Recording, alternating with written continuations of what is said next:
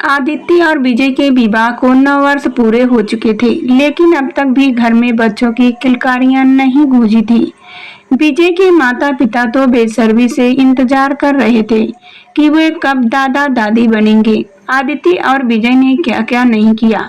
शहर के बड़े से बड़े डॉक्टर को दिखाया, मंदिरों में जाकर माथा टेका, लेकिन भगवान उनकी पुकार सुन ही नहीं रहा था। इसी तरह एक वर्ष और गुजर गया। धीरे धीरे निराशा उनके जीवन में गृह प्रवेश करने लगी।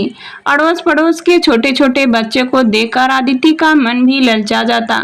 कोई उसे भी माँ कहकर बुलाए, कोई उसकी गोदी में आकर लिपट जाए, वह भी अपने आंचल में लेकर किसी नन्हे को दूध पिलाए। आदित्य उदास रहने लगी, जो विजय महसूस कर रहा था, और उसकी उदासी का कारण भी वह जानता ही था। विजय सोच रहा था कि आदिति को संभालना होगा। यदि अभी भी उसे बच्चे की खुशी नहीं मिली तो वह मानसिक तौर से बीमार हो जाएगी। रात भर विजय सो ना पाया, यह सोचते हुए कि क्या करूं। वह तो अपना दुख सहन कर लेता था, लेकिन आदिति नहीं कर पा रही थी। तभी लेटे लेटे विजय के मन में विचार आया, क्यों ना वे लोग किसी बच्चे को गोद ले ले।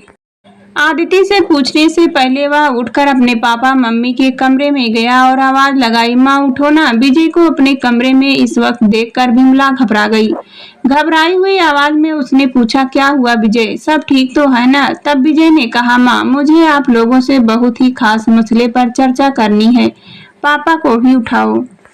उसके पापा दीपक तो जाग ही रहे थे। यह सुनते ही वह उठकर बैठ गए और उन्होंने कहा, बोलो विजय, क्या बात करना चाहते हो? आदिति अभी सो रही है, मैं उसकी गैर हाजिरी में यह बात करना चाहता हूँ। हाँ बोलो विजय। पापा, हमारी शादी को 10 साल पूरे होने को आ गए, परंतु हम अभी तक आप लोगों को दादा दादी बनने का सौभाग्य न दे पाए। सब कुछ करके अब हम हार गए हैं। मैं तो फिर भी ऐसे ही जी लूंगा, लेकिन मुझे आदिति की चिंता रहती है। उसका उदास चेहरा देखकर मैं भी दुखी हो जाता हूँ। मुझे डर लगता है ऐसे में कहीं उसे मानसिक बीमारियां ना घेर ले। मैं चाहता हूँ कि अब हमें कोई बच्चा गोद लेना चाहिए। यदि आप दोनों इस बात से सहमत हो, आपको कोई इतराज न हो, तब तो मैं आदिति से भी बात कर सकता हूँ। बिमला ने पूछा, विजय बेटा, क्या अब कोई उम्मीद बाकी नहीं है? नहीं माँ, आपको क्या लगता है? 9 साल का लंबा समय बीत गया, क्या अब भी आपको उम्मीद लगती है? अब तक यदि होना होता तो हो जाता, अब और ज्यादा समय तक रास्ता देखना मुझे ठीक नहीं लगता। दीपक ने कहा, मुझे तो इसमें कोई इतराज नहीं है, बल्कि अच्छा ही है। वैसे भी हमारे देश में कितने ऐसे बच्चे हैं जो बेचारे अनाथ आश्रम में रहते हैं, जिनके माँ बाप या तो उन्हें छोड़ देते हैं या बेचारे खुद ही दुनिया छोड़ चले जाते हैं। ऐसे बच्चों में से यदि किसी एक को भी हमारा प्यार, हमारा साथ मिलता है तो हमारे लिए यह बहुत ही खुशी की बात है। क्या कहती हो बिमला? ऐसे तो मुझे भी कोई इतराज नहीं है। मैं तो सिर्फ यह पूछ रही थी कि क्या आप कोई उम्मीद ही की गुंजाइश नहीं? बिमला, चलो माना, यदि हमारे घर भगवान बच्चा दे भी देते हैं तो भी क्या हुआ, हमारे 2 बच्चे हो जाएंगे।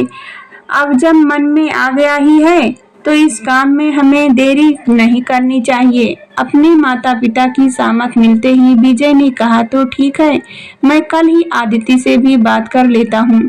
और बिमला ने बीच में ही टोकते हुए कहा, क्या आदिति मान जाएगी? हाँ माँ, लगता तो है, सुबह पता चल जाएगा।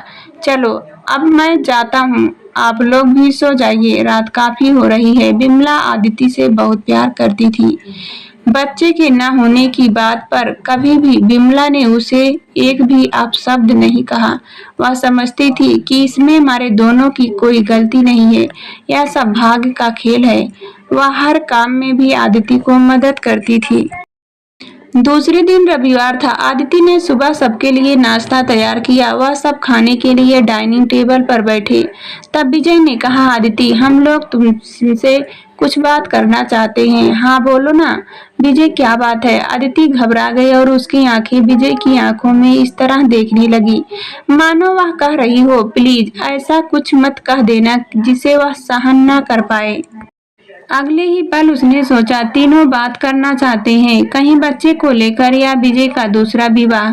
कुछ ही पलों में कितना कुछ सोच लिया था आदिति के दिमाग ने। नहीं नहीं, या तो सभी मुझे कितना प्यार करते हैं।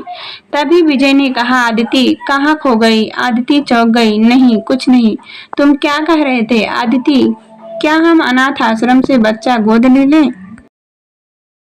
आदिति ने खुश होकर मुस्कुराते हुए कहा, विजय मैं तो कब से इस इच्छा को अपने मन में दबाए हुए बैठी हूँ, लेकिन कभी कहा नहीं। यह सोचकर कि पापा और माँ को कैसा लगेगा। विमला ने कहा, आदिति बेटा यह तो बहुत ही अच्छा निर्णय है, हम दोनों तैयार हैं। रात को हमने आपस में बात की थी, लेकिन इस पर आखिरी मुहर तो तुम्हें ही लगानी है।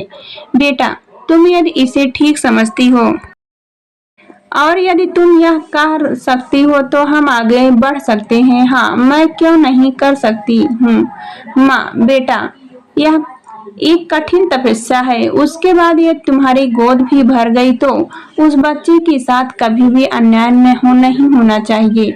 हाँ माँ मैं उसे बहुत प्यार दूंगी, उसी तरह जैसे मानो मैंने ही उसे जन्म दिया हो। बस बेटा हम सब तुम्हारे मुंह से यही सुनना चाहते थे। आदिति की प्यासी आंखों में आंसू छलक आए, उसे देखकर सभी भावुक हो गए। आदिति ने अपने आंसू पोंछते हुए सभी को चाय देने के लिए केतली हाथ में उठाई। उस समय आदिति के हाथ कांप रहे थे। उसके हाथ से केतली लेते हुए बिमला ने कहा, लाओ बेटा मैं देती हूँ। चाय की चुस्कियां लेते हुए अब उनके बीच यह सलाह मशवरा चल रहा था कि लड़का गोद ले या लड़की। आदिति ने कहा, मुझे तो कुछ भी चलेगा, बेटा हो या बेटी, बस मेरी गोद सूनी ना रहे। विजय ने कहा, मैं बेटी में कोई फर्क नहीं समझता, फिर भी मेरी इच्छा है कि हम बेटा लेकर आए। टेबल के से सामान उठाते हुए विमला ने पूछा, क्यों बेटा ही क्यों चाहिए? चाय की आखिरी चुस्की लेते हुए विजय ने कहा, माँ मैं ऐसा इसलिए कह रहा हूँ क्योंकि बेटी की शादी कैसे परिवार में होती है, कैसा जीवन साथी मिलता है, बहुत ही चिंता का विषय होता है। आज भी दहेज के लिए लोग मुंह फाड़े खड़े ही रहते हैं। मॉडर्न हो गए हैं सारे, पर दहेज प्रथा का साथ ना छोड़ पाए। यदि ऐसा कुछ घट जाता है तो फिर उस बच्ची का जीवन संकटों के बीच घिर जाता है। वह बच्ची फिर कभी पहले जैसी खुश नहीं रह पा जाती। यह सुनते ही आदिति घबरा गई और उसके हाथ से चाय टेबल पर छलक गई। मेज पर गिरी चाय को साफ करते हुए उसने कहा, नहीं बाबा मुझे भी डर लगता है, हम तो बेटा ही लेंगे। तथा इसी निर्णय पर सभी की मुहर लग गई कि बेटा अगर लेकर आएंगे। दूसरे दिन सुबह नहा धोकर तैयार होकर आदिति और विजय अनाथ आश्रम पहुंच गए। वहां का पूरा मुआयना करने के बाद वह बहुत से बच्चों से मिले जो थोड़े बड़े हो चुके थे। आदिति ने विजय से कहा, विजय मुझे ऐसा बच्चा चाहिए जिसे मैं अपनी गोद में लिटा सकूं, बोतल से उसे दूध पिला सकूं। छोटे शिशु की तलाश में वह दोनों वहां से निकल गए। अपनी कार में बैठते हुए आदिति ने कहा, विजय मैंने गूगल पर सर्च किया है, कुछ ही दूरी पर एक दूसरा अनाथ आश्रम है जिसका नाम वारिस है। चलो ना वहां चलते हैं। ठीक है वहां भी चलकर देख लेते हैं, हो सकता है वहां हमें हमारा वारिस मिल जाए।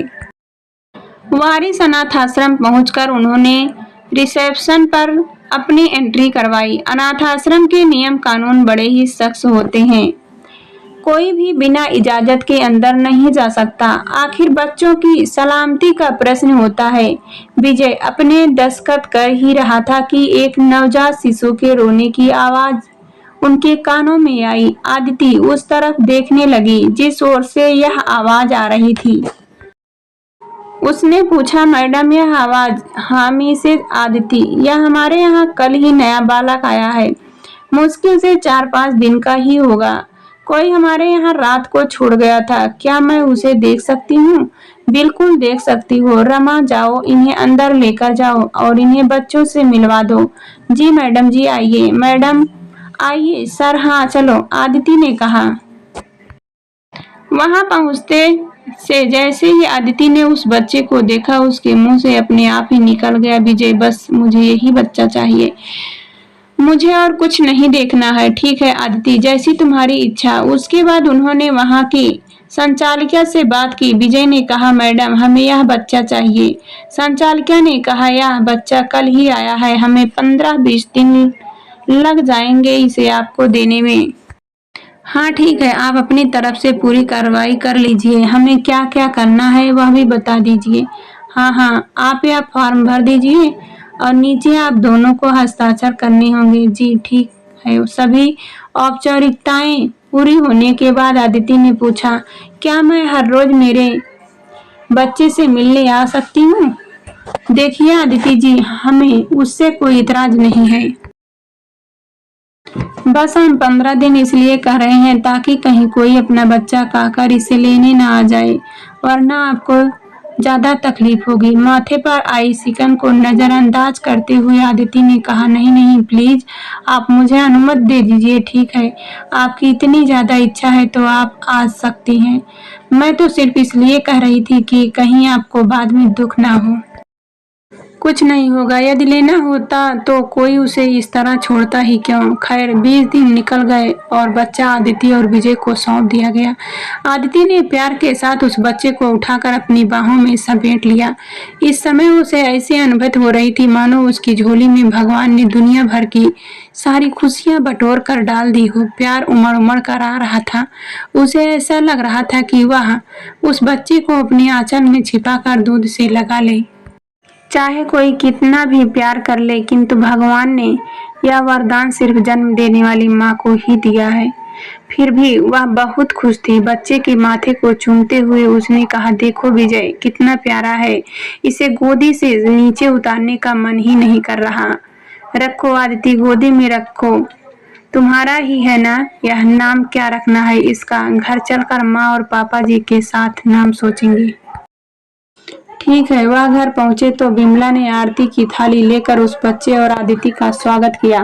आरती उतारकर वह उन्हें अंदर ले आई। सब बच्चे को अपनी अपनी गोद में ले रहे थे। घर पर उसकी जरूरत का सारा सामान आ चुका था। विमला ने कहा, अब हमें इस बच्चे का बहुत ख्याल रखना है, उसे कभी किसी भी चीज की कमी नहीं होने देना। सब बहुत खुश थे। घर में उसके आने की खुशी में एक बड़ा सा आयोजन भी रखा गया, जिसमें सभी रिश्तेदारों और दोस्तों को बुलाया गया। आज उसका नामकरण संस्कार था। सबने मिलकर उसका नाम रखा पारस। धीरे धीरे समय की रफ्तार के साथ साथ पारस भी 1 वर्ष का होने वाला था। तभी एक दिन आदिति की तबीयत गड़बड़ लग रही थी। विजय उसे डॉक्टर को दिखाने लेकर गया। डॉक्टर ने आदिति को देखने के बाद कहा, बहुत ही आश्चर्य की बात है।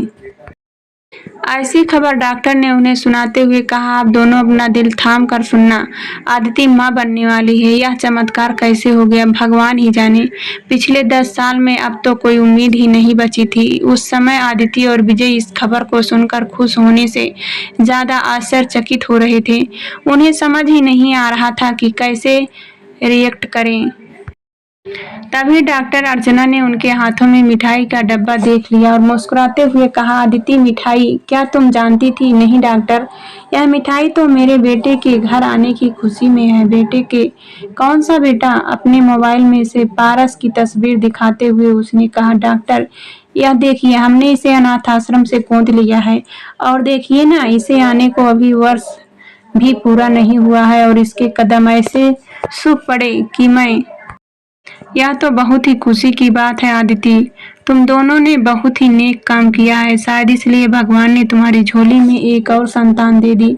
उसके बाद डॉक्टर अर्चना ने कुछ दवाइयाँ और बहुत सारी हिदायतें देकर उन्हें कहा, ऑल द बेस्ट आदिति, अपना ख्याल रखना।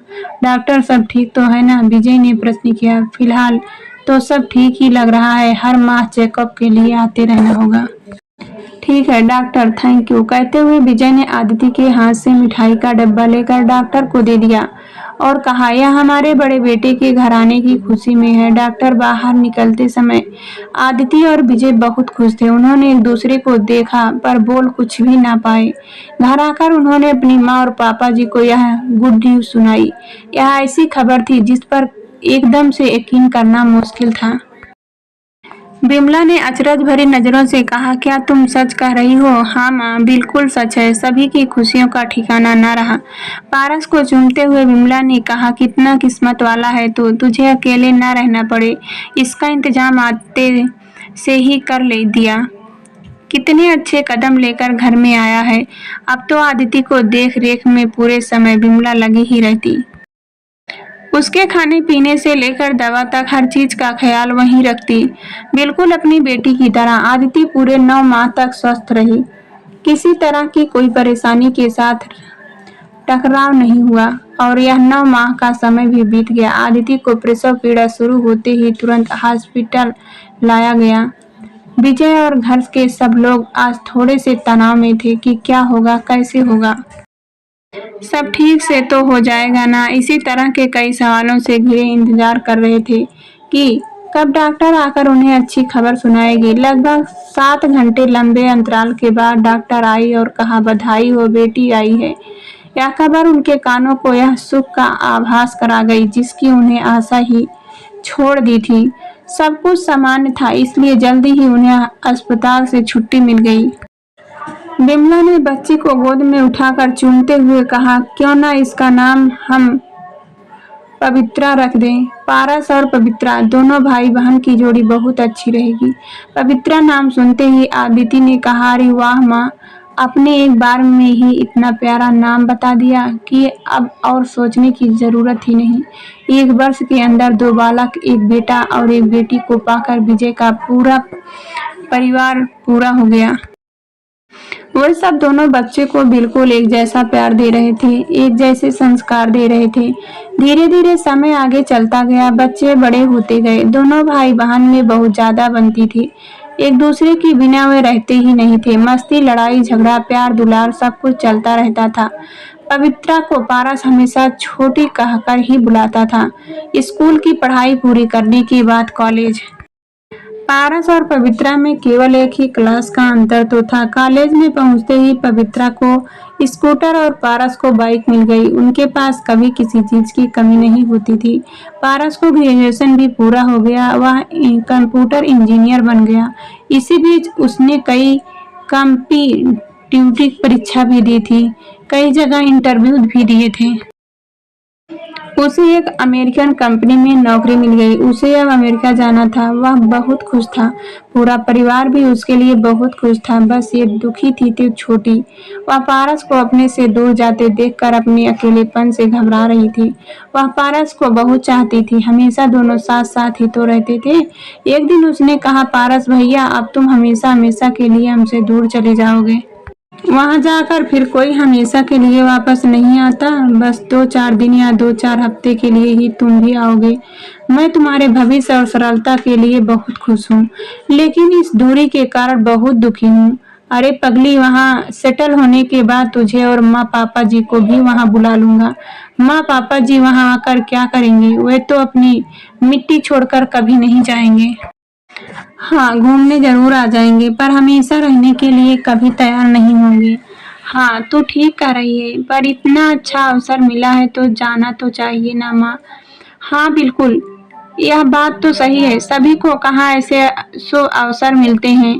पारस की जाने की तैयारियां जोर शोर से चल रही थी। विजय, आदित्य और छोटी सब उसे मदद कर रहे थे। रात काफी हो गई थी। अब पारस के अलावा सभी सो चुके थे। पारस अपने कुछ सर्टिफिकेट ढूंढ रहा था, तभी वह उस कमरे में गया जहां वह एदा कदा ही जाता था। यहाँ विजय की अलमारी में केवल उसकी ही फाइलें रहती थी। पारस ने सोचा शायद पापा जी ने उसकी सर्टिफिकेट वहां रख दिए होंगे। ऐसा सोचकर उसने वह अलमारी खोली और ढूंढने लगा। तब उसे एक फाइल मिली जिसमें से उसे वह कागजात मिल गए जिसमें उसे अनाथ आश्रम से गोद लिया गया था। उन्हें देखकर वह हैरान रह गया। उसे अपनी आंखों पर विश्वास ही नहीं हो रहा था। न जाने कितनी बार उसने उस कागजात को उलट पलट करके देखा, कितनी बार पढ़ा। ऐसा लग रहा था मानो उलट पलट कर देखने से वह कागजात बदल जाएंगे, किंतु यह तो वो सच्चाई थी जो कभी मिट नहीं सकती थी। उसके बाद नम आंखों के साथ पारस ने उन्हें वैसे ही कि वैसे पारस वापस रख दिया। अपने कमरे में वापस आकर पारस चुपचाप बिस्तर पर लेट गया। जब से उसने होश संभाला तब से लेकर अब तक न जाने कितने ही पल उसकी आंखों में दृष्टिगोचर हो रहे थे। इतना प्यार, इतना दुलार, बिल्कुल छोटी की तरह। माँ पापा जी ने कभी छोटी और उसमें अंतर नहीं किया है। वह सोच रहा था यदि वह यहाँ से बाहर निकल गया तो माँ पापा जी अकेले हो जाएंगे। छोटी तो आज है, कल ससुराल चली जाएगी, उसके बाद उनका क्या होगा। तभी घर के बाहर के दरवाजे को जोर जोर से खटकाने की आवाज आने लगी। पारस जाग रहा था। वह तुरंत ही उठकर गया और दरवाजा खोला। सामने उषा आंटी घबराई हुई खड़ी थी। पारस को देखते ही वह बोली, बेटा तुम्हारे अंकल तो हार्ट अटैक आया है, घर पर और कोई तो है नहीं, तुम जल्द चलो प्लीज। अरे हाँ आंटी, आप चिंता मत करो, कहते हुए पारस ने विजय और आदित्य को आवाज लगाई। माँ पापा जल्दी उठो, राकेश अंकल को हार्ट अटैक आया है। वे दोनों भी उठ गए और वे उषा के साथ उनके घर पहुंचे। पारस ने अपनी कार निकाली और अस्पताल में फोन भी कर दिया। बीच रास्ते तक पारस उन्हें ले गया। वहीं पर आधे रास्ते में उन्हें कार से निकालकर एम्बुलेंस में डालकर अस्पताल ले गए। यह सब इतनी तेजी से हुआ सिर्फ इसलिए डॉक्टर राकेश की जान बचा पाए। उषा धन्यवाद के मीठे शब्द बोलती जा रही थी। उसने कहा, पारस बेटा, आज जो तुम ना होते तो मैं अकेली क्या करती। राकेश तो यह दुनिया छोड़कर ही चले जाते। तुम मेरे लिए भगवान बनकर आए हो। नहीं आंटी, आप यह सब मत कहिए, कब तो अंकल ठीक हैं, डरने की कोई बात नहीं है। आदित्य ने उषा के आंसू पोंछते हुए कहा, बस अब चिंता मत करो, हम यहाँ रुकते हैं तुम्हारे पास।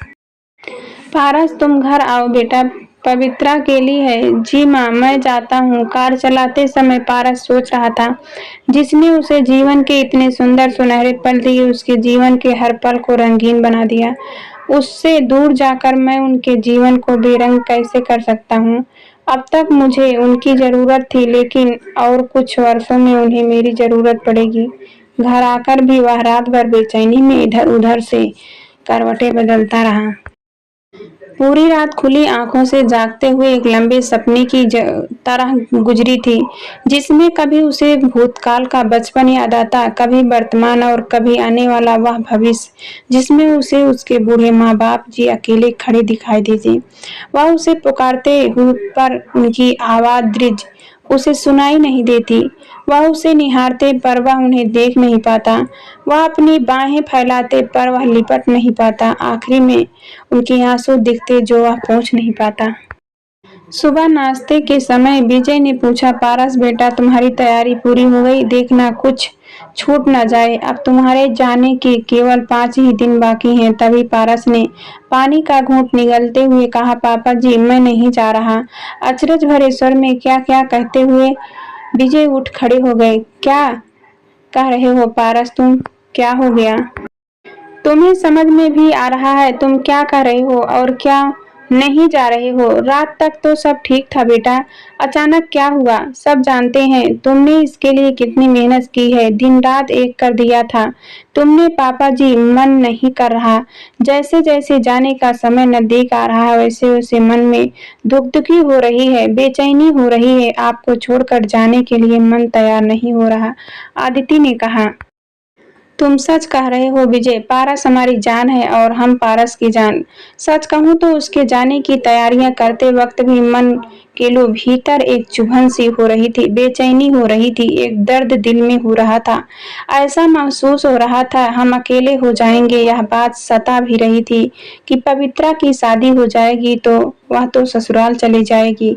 कई तरह के ऐसे ख्याल, ऐसे विचार मन मस्तिष्क में हलचल मचा रहे थे। एक बार बच्चे विदेश के मोह में पड़ जाते हैं तो फिर वापस कभी नहीं आते। वह कहीं के हो जाते हैं, यदा कदा ही अपना होता है। लो, पारस ने यह फैसला क्यों लिया या तो मैं नहीं जानता, पर इतना जरूर जानता हूँ कि हमारा खुद का खून भी अगर होता ना तो वह भी ऐसा सुनहरा अवसर हाथ से नहीं जाने देता। लोगों के बच्चे चले ही जाते हैं ना, 2-2, 3-3 साल तक वापस नहीं आते। अब तो मुझे भी ऐसा लग रहा था कि हमारे देश में भी क्या कमी है। यदि मेहनत करो तो सब कुछ हासिल हो सकता है। विजय, सच पूछो तो पारस के जाने के बाद हमारा घर भी सूना हो जाता और फिर पहले जैसी रौनक घर में कभी नहीं आती। चलो, इससे ज्यादा खुशी की बात और क्या हो सकती है कि अब जीवन भर हम साथ रहेंगे। पारस के बच्चों की किलकारी भी हमारे इसी आंगन में गूंजेगी। हमारा परिवार कभी राकेश जी के परिवार की तरह छिन्न भिन्न नहीं होगा। हाँ आदिति, तुम ठीक कह रही हो। वारिस अनाथ आश्रम ने तो हमारा पूरा जीवन सुखमय बना दिया और अपने नाम की ही तरह हमारा सच्चा वारिस तोहफे में दे दिया। हमारी जवानी किलकारियों के बीच बीती, अब हमारा बुढ़ापा भी किलकारियों के बीच ही बीतेगा। यह सुख सभी को कहाँ हासिल होता है। याद है आदिति, तुम एक छोटी सी किलकारी के लिए कितना तरसी हो, लेकिन पारस की पहली किलकारी ने तुम्हें फिर से हंसना सिखाया था। आज दूसरी बार वह तुम्हें मुस्कुराने की वजह दे रहा है, शायद उसका अपना सपना छोड़कर। दोस्तों, कहानी अगर पसंद आई हो तो वीडियो को लाइक, शेयर एंड सब्सक्राइब जरूर कीजिएगा।